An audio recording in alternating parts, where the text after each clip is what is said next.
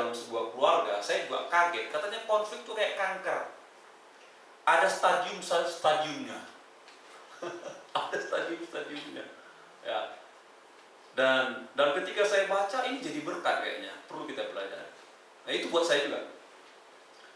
Stadium pertama sebuah konflik, saudara masih perang mulut, masih suka bertengkar, tapi gampang akur. Tapi gampang akur, selesai. 1, 2, 3, saudara masih bisa kembali akur. Itu stadium pertama.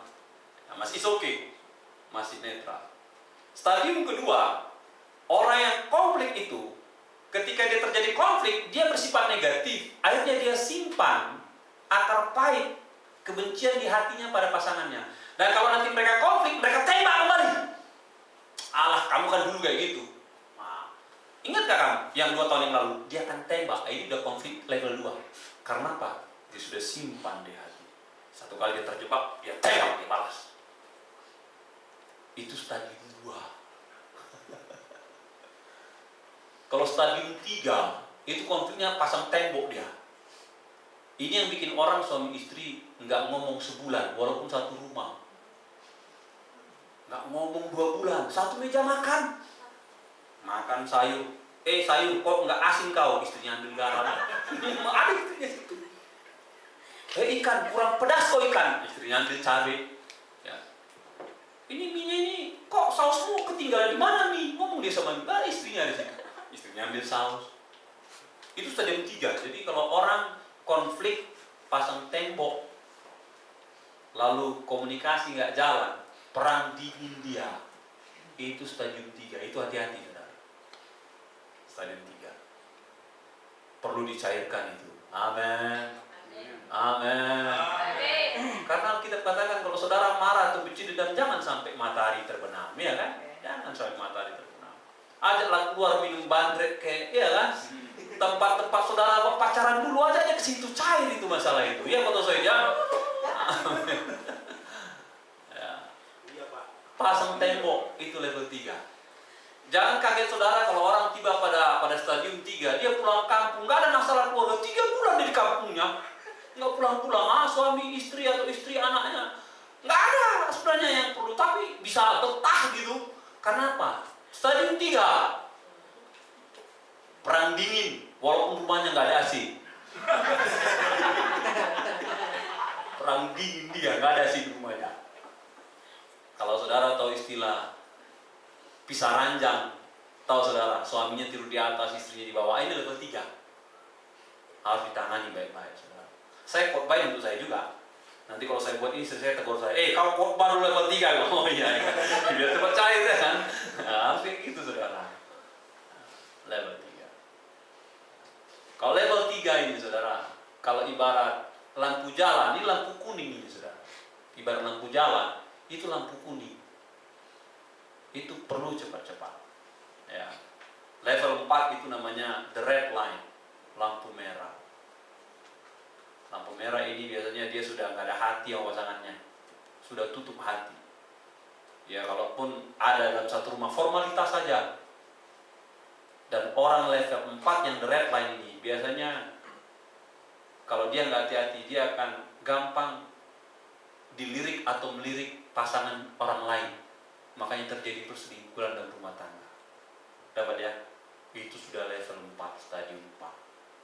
Nah, itu perlu penanganan cepat-cepat, luar biasa. Saudara bilang, Pak Pendeta, saya udah nggak ada hati sama suami saya. Nggak ada hati sama istri saya. Nggak seperti dulu lagi dia, Pak Pendeta. Saya mau katakan sama saudara, saudara tidak bisa letakkan komitmen rumah tangga. Saudara tidak bisa letakkan berjalannya rumah tangga saudara pada perasaan saudara. Nggak bisa. Nggak bisa, saudara. Nggak bisa. Dalam mengarungi bahtera rumah tangga, nggak boleh saudara landaskan pada perasaan. Nggak boleh. Karena apa? Kalau dulu ada perasaan cinta sama dia, sekarang nggak. Terus mau diapakan? Saudara bilang, saya udah ada perasaan cinta sama yang lain. Gitu kan banyak orang kan? Ada perasaan cinta. Saya mau katakan, ketika perasaan cinta sama orang bisa berubah nggak ini? Bisa.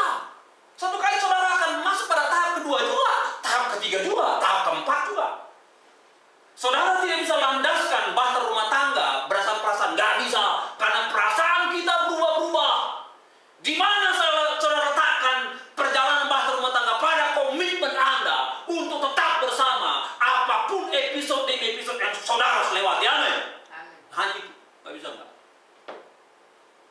Dan itu ada pada tahap penyesuaian.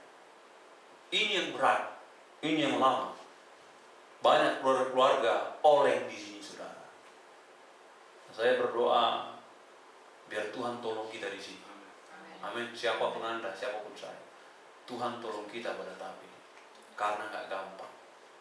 Namun saya mau kasih tahu sama saudara, pesan baiknya, kalau saudara bisa lewat pada tahap penyesuaian, seperti Amsal katakan, manusia menajamkan sesamanya. Itu berarti ketika saudara mengalami pergesekan dengan pasangan saudara di rumah, saudara menjadi orang yang lebih baik. Ya, itu berkatnya saudara. Besi menajamkan besi, ketika besi diasah, tambah tajam pisaunya kan, menjadi lebih baik. Ketika pisau lebih tajam maka dipakai dia. Bermanfaat dia. Demikian dengan manusia. Ketika pergesekan suami istri, kakak adik, sahabat, rekan, pacarnya, apapun yang terjadi tanpa kita sadari, pergesekan itu membentuk kita menjadi pribadi yang berkarakter, pribadi yang hebat. Karena apa? Yang jelek-jelek tadi tanpa terasa akan hilang, akan terbuang dari diri kita. Dan ketika saudara tampil di perusahaan, tampil di gereja, tampil di lingkungan, dan saudara menjadi pribadi yang mempesona, orang katakan, hebat ya Pak Eka, hebat ya Pak Andi, hebat ya Pak Tosen, hebat ya Pak Korun. Jangan bangga, saudara punya utang sama pasangan Anda di rumah, amin. Karena dia yang menggosok kita, sehingga kita punya penampilan prima di luar sana sebagai pria ataupun sebagai wanita. Banyak orang berbaik. Kalau engkau menjadi pribadi yang lebih baik, karena ada proses di rumah yang sudah mengasah engkau dan saya, dan saudara tampil di luar menjadi orang yang hebat. Siapa yang buat? Pasangan. Saudara berhutang sama dia. Amin. Tapi saudara nggak suka pada dasarnya. Demikian juga dengan ibu-ibu. Ibu ini keren ya. Ibu ini mantap yang di bawah. Jangan pernah lupa, bukan tercipta begitu saja. Ada suami yang gosok di rumah. Suamimu gosok engkau sampai engkau bersinar di luar sana. Engkau punya hutang dengan pasangan. Makanya saya katakan Tuhan tidak pernah salah pilih, enggak pernah. Saudara tidak pernah salah pilih, tidak. Enggak ada yang salah dengan pasangan, enggak. Yang salah adalah ketika kita menyikapi tahapan demi tahapan yang akan datang dalam kehidupan kita. Besi menajamkan besi, manusia menajamkan sesama. Amin. Ketika ada konflik, atasi dengan arif, atasi dengan baik.